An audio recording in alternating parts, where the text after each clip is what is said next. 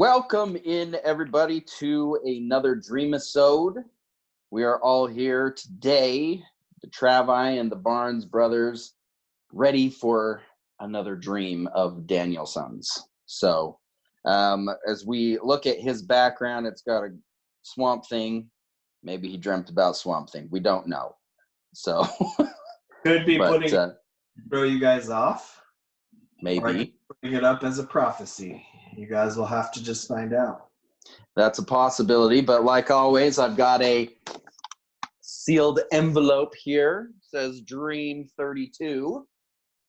I did just open it previous because I didn't know how long it was going to take me to open the thing. But I didn't read it, I promise. So I'm pulling it out right now. That's inappropriate. It is.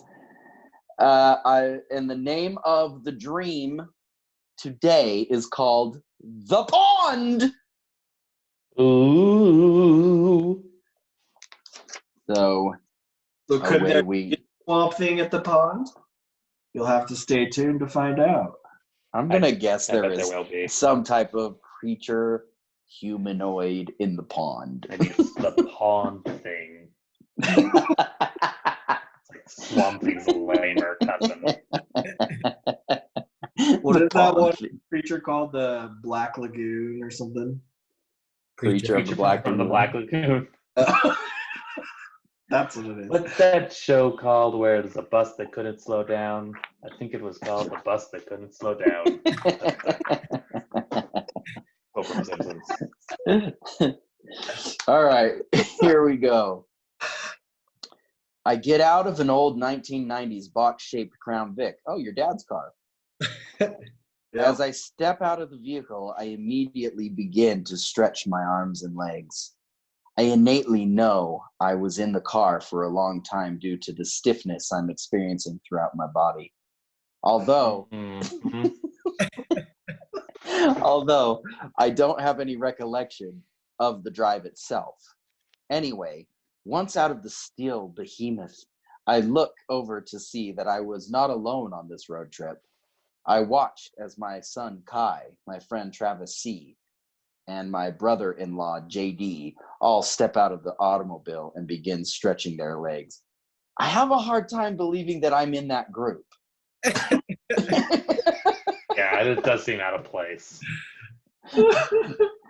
Like, I say that it made sense. I just said. Yeah, see, I don't think I can continue reading this dream. I just don't think it's logical. There may be actually a logical reason behind it. Well, let's see. Let's see what it is. We all take a moment and take in a few breaths of fresh air while scanning our surroundings. About 20 feet away from where we had parked was an overgrown, boggy, swampy pond. After several moments, the four of us looked at each other, nodded, and telepathically agreed that this place was as good as any to spend the afternoon. See, you know what? I actually changed my mind because oftentimes when we were kids, did I end up in places just like this swampy pond for absolutely no good reason with random people I wouldn't be with and wanted to go home so bad. So, yeah, this is actually seeming fairly true. Yeah, this is okay. I take it all back right now. Oh wait, whoops! I thought this was a dream, but maybe it turns out it was just a memory. This is the memory of us driving to a swampy pond in your dad's Crown Vic. I then reached into the back seat of the old Crown Vic and pulled out my trusty old mitt and a baseball and started heading toward the pond. My trusty old mitt. Well, you can't have an untrustworthy mitt. This wasn't your typical round or circular shaped pond. Instead, it would look more like an ink splatter if one were to fly over the pond or do some aerial reconnaissance of the area with a drone. Did you do aerial reconnaissance with the drone? To know the shape of it? For you to decide. I was able to, at some point, for some reason, I was able to get like an aerial view of this pond. So I kind of knew what it looked like from above. But I don't think I necessarily had a drone. I just had an out-of-body experience or something. I don't know. For this reason, the pond did not have a nice, consistent bank. Instead, it had many inlets and small coves scattered about. This bog-like area was also home to a variety of large trees.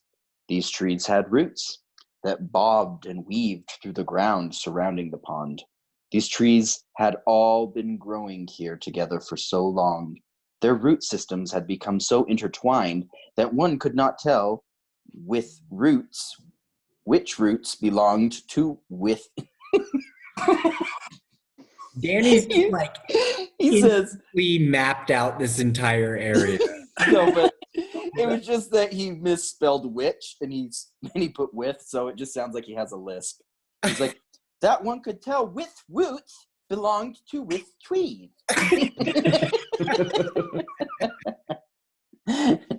However, the roots themselves would protrude randomly from the ground in tangled masses, some of which would span over parts of the pond itself. These exposed portions of the root system provided us with ideal platforms on which to stand. Yeah. For our daily daily game of catch. For a what So game of catch? we just get out and go to a pond and we all stand on roots sticking out of the pond to play catch. Yeah. And you do this every day. Our daily catch or game of catch. Well, we did apparently. I think we did the catch every day, but we went to different. Not at the pond. Your son Kai, though, is like, I just wish my dad would take just me to do catch sometime and not bring Travis and JD with him all the time. The four of us each positioned ourselves equidistant. Damn it, Danny. Equally apart. Equidistant from one another in different areas of the pond and began to throw the ball. We were like a well-oiled machine as we threw the ball around the horn, as if we were the starting infield for the New York Yankees. What are you, 87 years old? We threw it like the well-oiled machine, just like old Mickey Mantle did when he was playing for the old New York Mets back in the river. 75-year-old man. I like the way they just trails off. Like, Well, was it going to continue to go? These podcasts are already long enough without me doing an impression of an old man for 40 minutes. It took about an hour before we experienced our first error. Trav had thrown an errant ball that sailed over his intended recipient's head and splashed down into the murky water. Never would happen. This would not be the only time Trav would throw a ball on this summer afternoon, a bad ball.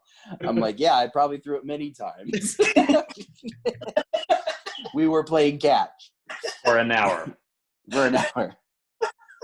Wasn't the only time Trav would throw a bad ball on this summer afternoon. Luckily, Trav had no qualms with diving headfirst into the moss-covered marine to recover the ball. I would have qualms. I'd have many qualms. There could be many creatures in that thing. Like, you never know. Like swamp thing. Leeches. Leeches are a big one. That's almost scarier than swamp thing. Blech. You're forgetting the Black Lagoon creature. Yeah. Yeah, the creature from the Black Lagoon. I'm more scared of leeches.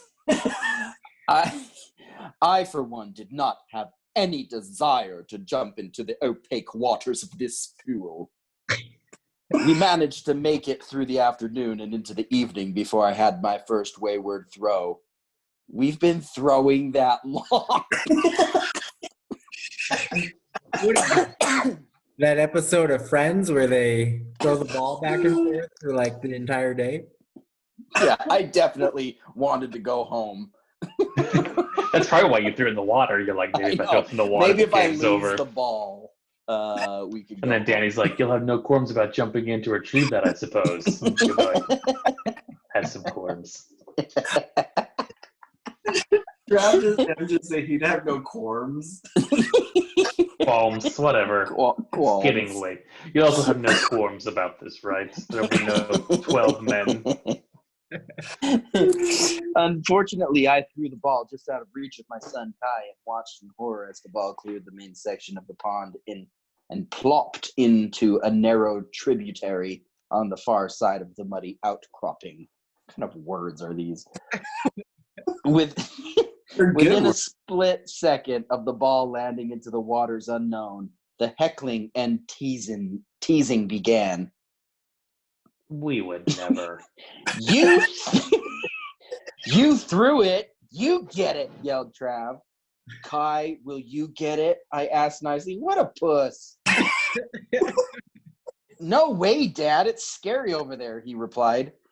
Danny, just go get it, JD chimes in. I don't know. That's not how JD talks, but fine, I'll get it, I yell as I start making my way off my segment of the root system and toward the pond's bank.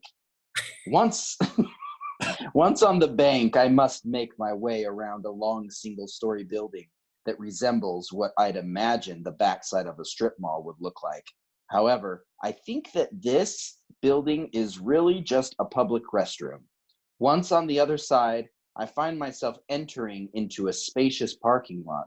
Typically, this would not be so strange. Yet in this situation, it surely was. Although this was obviously a parking lot, or at least had been at some point, there were no vehicles on it.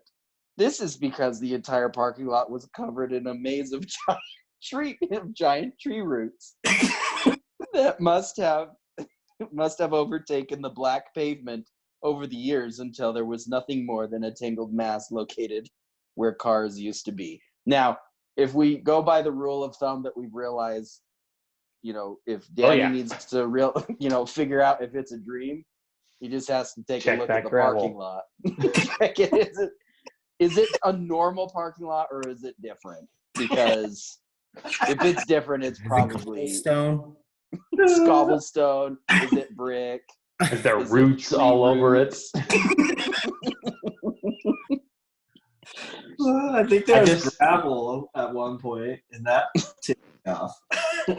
I would like to call out too. At one point, a little bit ago, Danny mentioned. He said, "It's what I imagined the back of a strip mall would look like." Have you never seen the back of a strip mall? Do you have to imagine this complicated?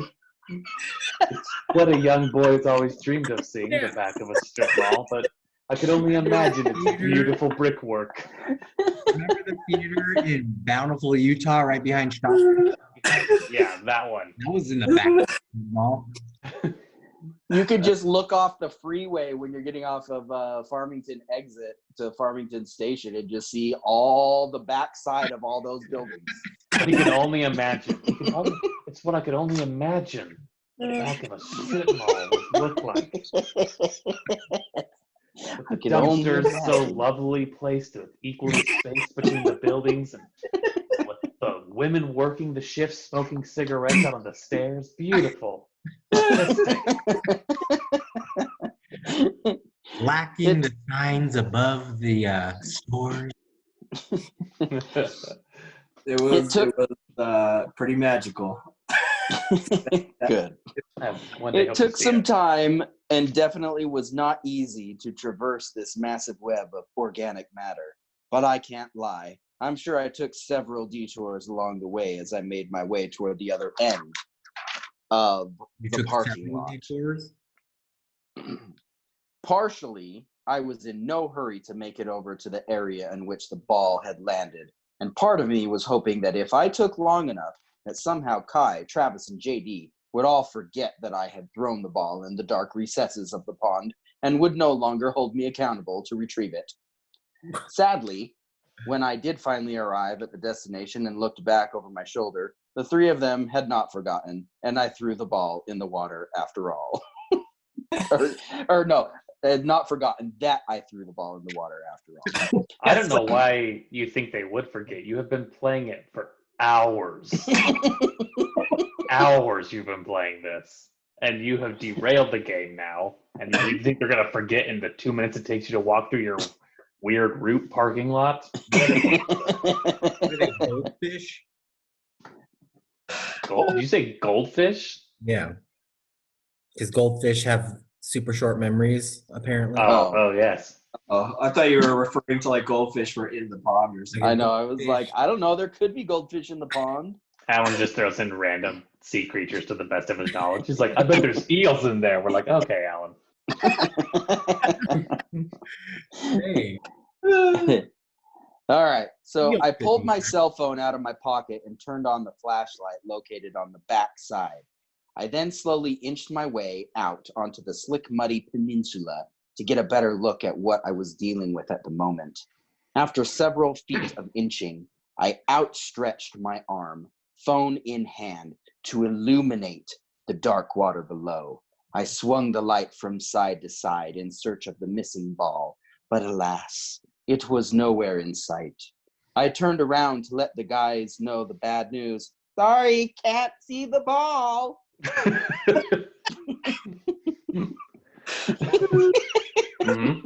Go on. So far, so good. Well, you're gonna have to jump in to find it, JD says. Are you kidding me? It's too dark to jump in. How deep is this pond anyway? I asked. I can hear a faint splash in the distance as Travis jumps into the water and begins to dive toward the bottom. I would not. It's just total bullcrap. He is absent from view for almost a minute before resurfacing. That is also like, I have no air, like lung capacity. Like, I could not hold it for that long. Be dead. I would be dead. And I don't think it's because I couldn't hold my breath that long. I think it's because I panic and I feel claustrophobic. And so then I just like, but anyway. Especially in like dark water. Yeah. So he is absent from view for almost a minute before resurfacing. If I had to guess, I'd say this pond is about 30 feet deep, Trav screams as he wipes the excess water from his face. Yeah, that's far too deep to dive at night. Don't worry, I'll buy you guys a new ball in the morning, I respond. Of course, the guys won't back down and continue to attempt to peer pressure me into jumping into the water on a wild goose chase after a small ball in the middle of the night. It's freaking like trying to find a needle in a haystack. Yet despite my obvious hesitations, the guys are relentless. So much so that I get awfully close to jumping into the water on several occasions. Nevertheless, each time I look down into the pitch black water below with my feet on the edge of the bank. I begin to think twice about the decision I'm about to make. On one hand, if I were to jump into the pond in search of the baseball, I would more than likely come out virtually unharmed and we could resume our game of catch in the middle of the night. Add a swamp pond. Glow in the dark ball? On the other hand, it only takes one poor decision in life to end up dead. Is it really worth dying over a baseball? I think to myself. Ultimately, well, You got to think rationally. ultimately, to the other guy's dismay, I make the executive decision to not pursue the baseball anymore and call it a night. I then head back to the car to get some shut-eye. We've decided to stay the night, okay? Well, it's your daily ritual where you live at this swamp and play baseball for hours on end. The next thing I know, my eyes open to the subtle glow of the morning light as it broke through the canopy of trees that laid overhead. In an attempt to get out of my current groggy state, I decided to get out of the vehicle and enjoy a brisk walk around the pond. As the sun made its way over the horizon and higher into the sky, I could see the pond itself take on a much less menacing vibe and transform into a more pleasant atmosphere. In fact, the water itself even seemed to be much clearer as I could now see the rocks resting on the bottom of the pond in some of the shallower areas. I thought this may be a good time to walk over to where the ball had fallen into the water to see if I could get a glimpse of the ball from the shore. When I finally made my way to that side of the pond, I not only could see the bottom, but could see the entire bed of the cove. That is so amazing. I know. Super cool. Since apparently there must be some type of tide effect on this pond that causes the water level to increase. How? Other than rain. In the evening and retreat in the morning. I saw this as the perfect opportunity to jump down into the bed of the pond and search for the missing baseball. So without another thought, I slid down onto the muddy floor of the pond. I looked and looked for that darn ball. for that darn ball for the better part of the morning, but could not find it anywhere. As I began to scour the pond floor for what I decided would be the last time, I suddenly got a sense in the pit of my stomach that something wasn't quite right. For some unknown reason, my heart started beating faster and faster. The palms of my hands began to sweat, and the hairs on my neck stood up. Perhaps out of instinct or deep-rooted rationality, I immediately turned around and began booking it back toward the bank I had entered the pond from. Amid my panicked scramble to get out of the pond, I realized that a slippery, wet 90-degree mud wall stood between my current whereabouts and my eventual freedom. I pulled and scratched at the wall, trying desperately to gain some type of foothold that could propel me to the surface, but it was all in vain. The edge of the pond was just far too slick and slimy for me to have any realistic chance of escaping on my own. This is when I noticed something jutting out of the mud wall just above me. It took me a moment to make out what it was, but when I did, I intuitively stumbled backward, tripping on a root sticking out of the bed of the pond. As I laid on my back, staring up at the insurmountable mud wall that lay before me, I could clearly see the object bulging from the bank wall. It was Swamp a Thing. What? Swamp Thing. Is it Swamp Thing? It was a human skull. Oh, gosh. Perhaps it was my newfound angle from the pond floor. But as I looked around, I could see that this skull was not alone. Instead, it was one of hundreds of human skulls embedded into the side of this pond. What the hell is going on here? I thought to myself.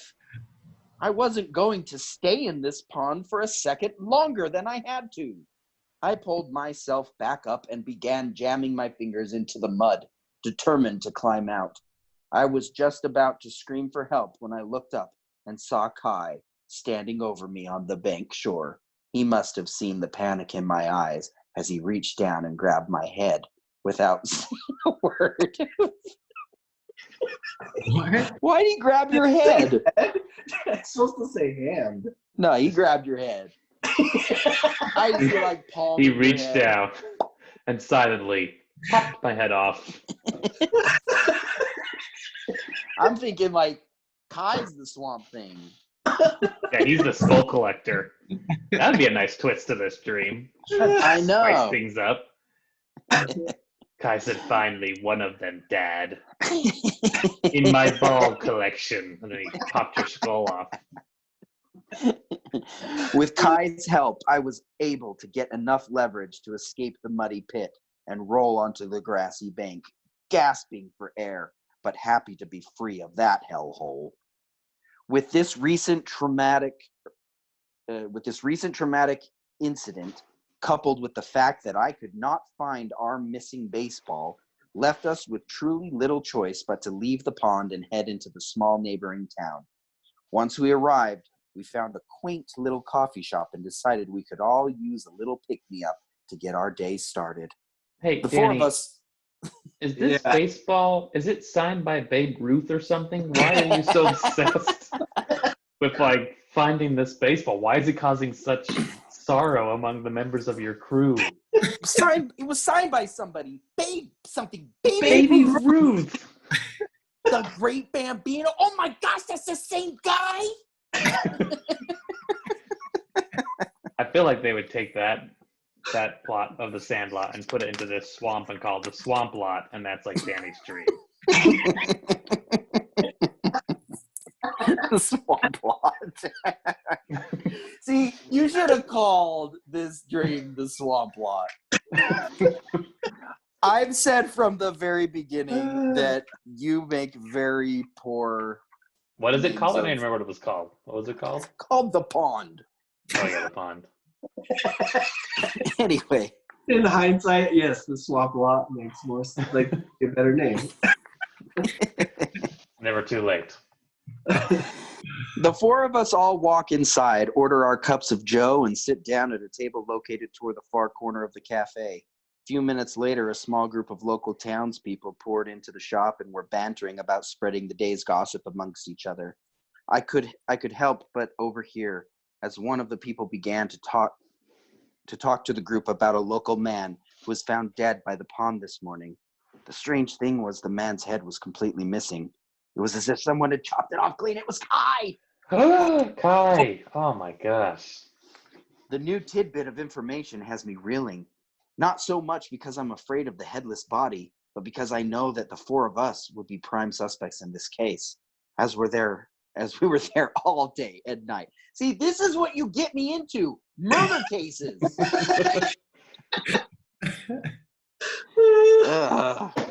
So once again, I'm forced to put my detective hat on, as I figure we don't have much time before the authorities will be looking to arrest us.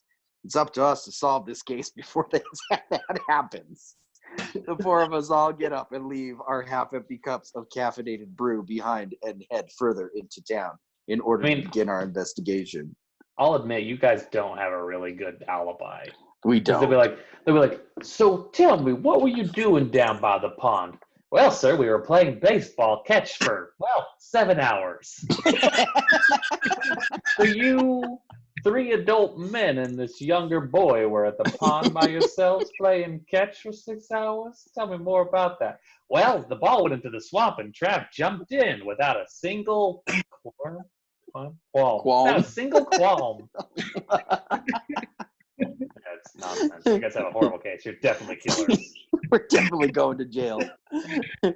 As we walk deeper into town, we come across the local hospital, although this hospital doesn't look much like a typical hospital one would imagine seeing. It looks more like a 3-story parking garage, as each floor is open and exposed, but has those half walls around the sides that stand out about 3 to 4 feet high. Anyway, I figure this could be a good place to start our questioning. Since it's like that the headless body would have been brought here after it was found, perhaps we could find a doctor or someone who had a better idea of what could have really caused the decapitation.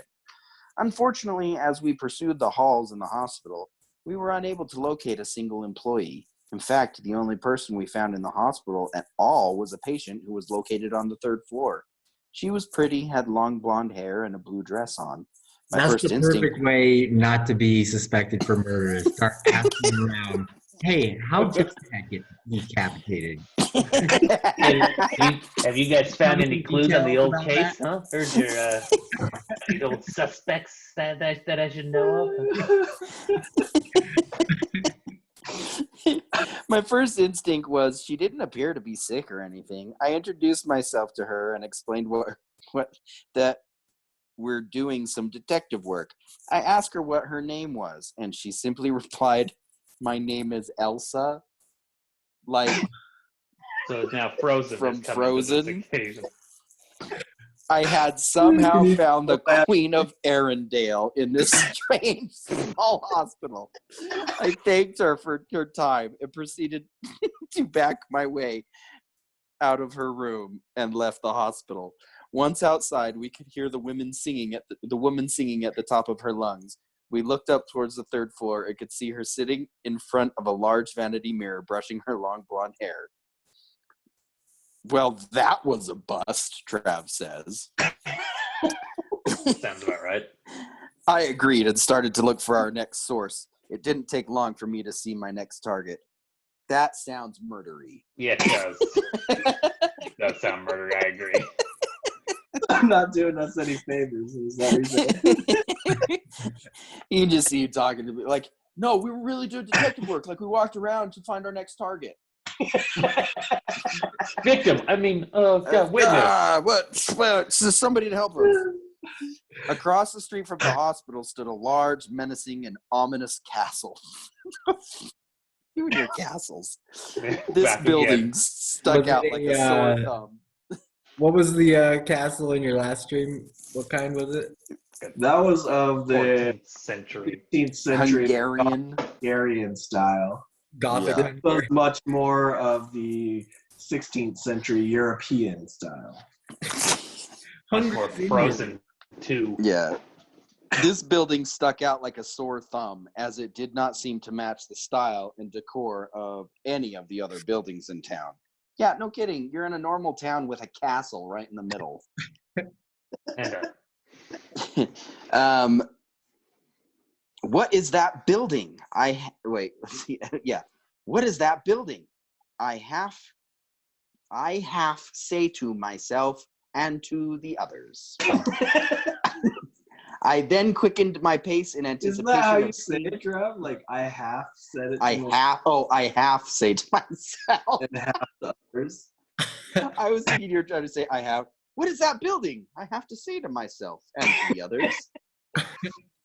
I then quickened my pace in anticipation of seeing who was living inside.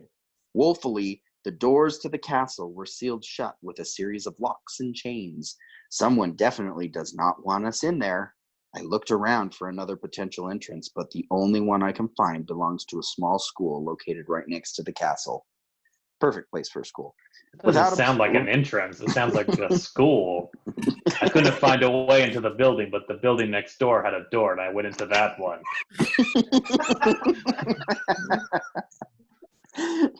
Without a better plan in place at the moment, we all enter the school and before long run into the headmaster. Is that the principal of this prestigious institution? She immediately recognizes that we are out of place and begins verbally chastising us for coming into the school without permission. Get out, pervs! No children for you! That's not what she said. Oh, That's I was what like, I wow. imagined. I was like, I can wow, tell- he really knows you. What's his own little spin?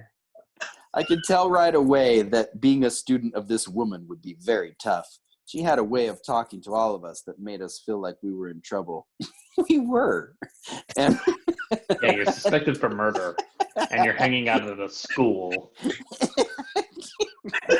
You're making all the wrong moves. Right after asking how to decapitate someone. Yeah. It made us feel like we were in trouble and would be heading to detention soon. I scrambled to regain my composure and begin to explain to her why we are there. I asked her if she heard about the murder that took place by the pond last night. She acknowledged that she had. I then told her we were in the process of investigating this murder. And we're trying to find clues that would help us solve the case. I feel like at the end of this, you're gonna rip off the headmaster's mask and reveal like it's the old like swamp owner. You'll be like, the old owner of the swamp, Mr. Jenkins, and he'll be like, I would have gotten away with it too. I then asked her about the castle next door. However, no sooner did the words about the castle come out of my mouth did the woman's demeanor swiftly shift. No one has been in that building for years, she snipes back. I could tell by her change in attitude and tone in her voice that we have struck a sensitive chord. Realizing that we had hit another dead end, we proceeded to leave the tiny school and make our way back to the coffee shop to reassess what we have discovered thus far, which is nothing. A few minutes later, we find ourselves sitting at the same table we'd been consuming our morning coffee at a few hours ago. Of course, we all feel a bit stumped, as it did not seem like we found any solid leads as to the cause of the headless man's untimely death. As luck would have it, we did not need to wait long to find the leads we've been looking for. Several moments later, another group of locals poured into the coffee, or into the cafe. They were all talking and laughing with one another as they stopped in. At first, there didn't seem to be anything unusual about this sight, yet as I examined them further, I could see that each member of this group was holding a large metal tuning for their hands. Tuning like song? Like the It was like, ding. Like a tuning fork? Tuning Yeah, forks, it's supposed to say tuning fork in their hand. Oh, tuning fork. Okay, there you go. Tuning fork in the hands. Excuse me, I say to the group. May I ask you why you are each carrying a large tuning fork? One of the older gentlemen in the group stepped forward and says, "Well, hell, I'll do you one better. I won't just tell you, I'll show you." He then pulls out a small metal cylindrical bar from his pocket and began tapping the large tuning fork. Sometimes he tapped it softly. Other times with a bit more force. It was as if he was trying to get it to vibrate at a very particular frequency. I feel like we should create That's a list of exactly things what a that tuning fork is, Danny. You're trying to get it to vibrate at a very specific frequency. I do think, though, there is a world where we should just collect all the things that Danny writes that sound like he's talking about sex. There's so many of them. And just compile them all up into, you tapped it once gently, and then I tapped it a little bit harder. I'm trying to get it to vibrate at just the right frequency. After a few seconds, that optimal frequency must have been attained as he stopped hitting the tuning fork and instead lifted the top of the tuning fork toward his head and proceeded to wave it back and forth in front of his neck. At first, I thought what I was seeing was some sort of optical illusion. But as I leaned in closer, I could see that this was no magic trick. The tuning fork was somehow traveling right through his neck.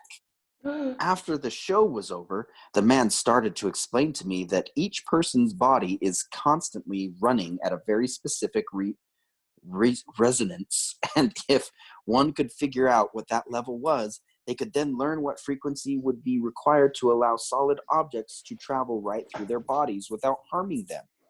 He lets me know that many people in this town belong to a special club in which they practice and perfect their tuning fork skills. Isn't this what the Flash does to go through walls? Yes. Or I dropped my water. You vibrate at a certain frequency. Mm-hmm. This new information gets my mind churning. Did you hear about the man who was found dead by the pond this morning, I asked? Yes, he was a dear friend of ours. Actually, he was a member of our club, the older man replied. Well, I'm sorry to hear that, I tell him. I then excuse myself as I realize that this may be the explanation we've been searching for. Huzzah!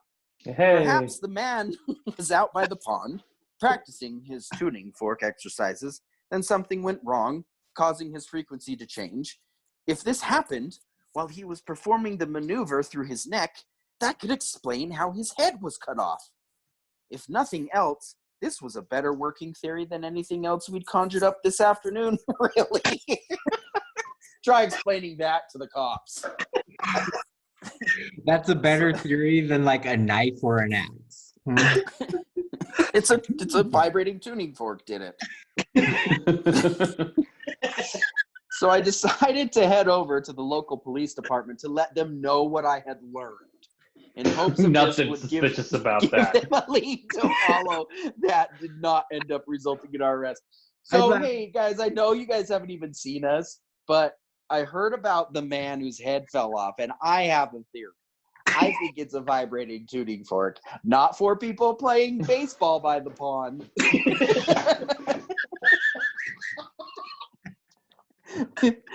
However, as I walked through the town with the cool evening breeze blowing in my face, I couldn't shake the feeling that although this newly acquired solution seemed very plausible, there was still something sinister in the air. Sure, this explanation may keep us out of trouble for the time being, but I could not in good consciousness give the police an angle to pursue that would leave a potential killer out on the streets. It was at about this time I found myself passing the old scary-looking castle in the middle of town. My gut tells me something or someone is in there, and it's up to me to find out who or what it is. At that moment, I changed my plans from one that included telling the police about the tuning fork hypothesis to one that involved breaking and entering into the chilling castle after nightfall. I then turned around to head back toward the cafe to let the guys know about the change of plans and what it was we were really going to do tonight. This is when I woke up. Oh, what? We don't get an answer? Yeah. No, see, Yeah. that's the thing. Like, a lot of times, we don't get answers. And so what I would really like, and nobody has yet to do this, because we have like 10 people that listen to us, including us. Nobody has written an end to the story. I want the end. I think it was the headmistress. That's my theory. Oh, because it's got the word head. It's got the word head in it. Mm-hmm. Oh, well done. But I think she dressed up as Kai to do the murders. So, and that's part of it. What about It was suspicious that I thought Kai grabbed my hand, but apparently he grabbed my head. Yeah, that was her. And that's why when you asked Kai about it later, he said he didn't remember. That part wasn't in the dream, but we're just going to add a little bit of details here to support my theory. All right. Well, there is dream number 32, the pond, or AKA pond thing. The pond lot? Pond lot. Or no, the pond lot. That's what it was. Pond lot, not pond. Or swamp lot. Swamp lot. There we go. Swamp. Yeah. Swamp lot. Swamp lot. Took a while to get back to where we found it. Remember. Pond thing. No, pond lot. No, swamp thing. If by any chance anybody out there in the world would like to finish the dream and really come up with an ending on what happens when we go into that castle, feel free to type it up or send it our way via our website or social media pages. We'd love to take a look at it, and if you do, we'll read it. But we just make sure that you'll be back for, let's see, because number 32 is on, or number 33 is on its way. You never know where Danny's mind will take us. So hopefully y'all enjoyed that. We visited so many different places on Earth and off Earth. So many parking lots. So many places. It has now become a theme, or more of a theme of parking lots. But eventually we'll get away from that and we'll go somewhere else. But thanks everybody for listening, and catch us next time. We'll see you later. Bye.